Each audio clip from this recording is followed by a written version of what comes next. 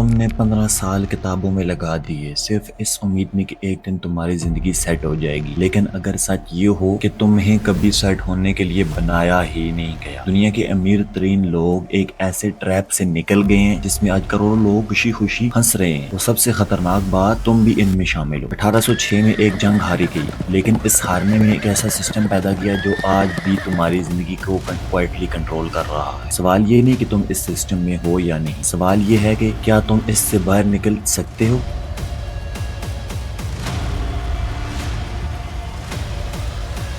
سینڈوکس کی ویڈیوز میں ایک اور بار خوش آمدید۔ یہ کہانی ہے اس سسٹم کی جسے تم ایجوکیشن سسٹم کہتے ہو، اور شاید تم نے کبھی سوال ہی نہیں کیا کہ یہ سسٹم کیوں بنایا گیا تھا۔ دنیا کے کچھ امیر ترین لوگ، Bill Gates, Mark Zuckerberg, Gautam Adani, Richard Branson, یہ سب امیر نہیں ہیں، یہ سب صرف امیر نہیں ہیں، یہ سب ایک چیز میں کامن ہے، یہ اس ٹریپ سے باہر نکل گئے ہیں جس میں آج ہر عام انسان پھنسا ہوا ہے۔ اور اب اپنی زندگی دیکھو، صبح کو اٹھنا، کالج جانا، اٹینڈنس، ایگزامز، اسائنمنٹس، اور دل میں ایک ہی امید، بس ڈگری مل جائے، لائف سیٹ ہو جائے۔ لیکن حقیقت کچھ اور ہے۔ ایک لڑکا 18 سال کی عمر میں سفر شروع کرتا ہے، اور سالوں کی محنت کے بعد ڈگریاں، سرٹیفکیٹس، لیکن جاب نہیں۔ وہ انٹرویو دیتا ہے، ریجیکٹ ہو جاتا ہے، پھر دیتا ہے، پھر ریجیکٹ۔ آہستہ آہستہ اس کا کانفیڈنس ختم ہونے لگتا ہے، وہ خود سے سوال کرنا چھوڑ دیتا ہے، اور کسی طرح جاب مل بھی جائے تو کیا ملتا ہے؟ چھوٹی سی سیلری لیکن بڑے بڑے bills, home loan, car loan, school fees, اور پھر ایک ایسے چکر میں پھنس جاتا ہے جہاں سے نکلنا تقریباً ناممکن ہو جاتا ہے۔ یہاں ایک سوال پیدا ہوتا ہے کہ کیا یہ صرف ایک اتفاق ہے یا کسی نے سسٹم ڈیزائن کیا ہے؟ چلو وقت میں پیچھے چلتے ہیں۔ 1806 میں نیپولین آرمی اور پرشین آرمی کے درمیان جنگ ہوتی ہے۔ پرشیا اسٹرانگ ہونے کے باوجود ہار جاتا ہے کیونکہ اس کے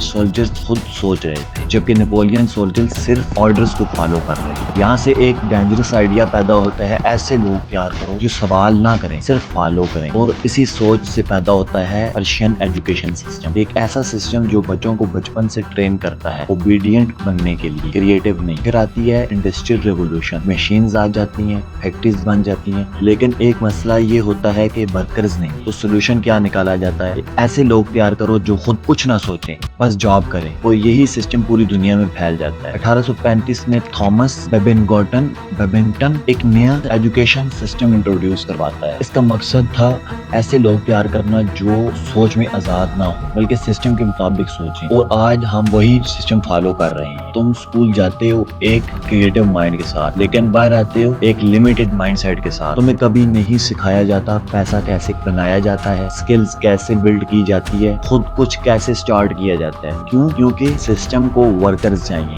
لیڈرز نہیں۔ اور پھر تم 20-25 سال لگا دیتے ہو صرف ایک جاب کے لیے، اور سب سے خطرناک بات، تم اس لائف کو نارمل سمجھنے لگتے ہو۔ لیکن دنیا بدل چکی ہے، آج سکلز ڈگریز سے زیادہ پاورفل ہے، اور سوال تمہارے سامنے ہے، کیا تم بھی اس ٹریپ میں رہو گے یا اپنا راستہ خود بناؤ؟ اگر تم واقعی اپنی زندگی بدلنا چاہتے ہو تو آج سے سوال کرنا شروع کرو، ایکسپلور کرنا شروع کرو۔ جو لوگ سوال نہیں کرتے وہ ہمیشہ سسٹم کا حصہ بنے رہتے ہیں، جو لوگ سوال کرتے ہیں وہ سسٹم بدل دیتے ہیں۔ اگر تم چاہتے ہو کہ ہم ایسی ہی ہڈن ریئلٹیز کو مزید ایکسپوز کریں تو اس ویڈیو کو لائک اور چینل کو سبسکرائب کرو، اور کمنٹ میں ضرور لکھو I am ready to break the system، کیونکہ یہ کہانی یہاں ختم نہیں ہوتی، اصل کہانی اب شروع ہوتی ہے۔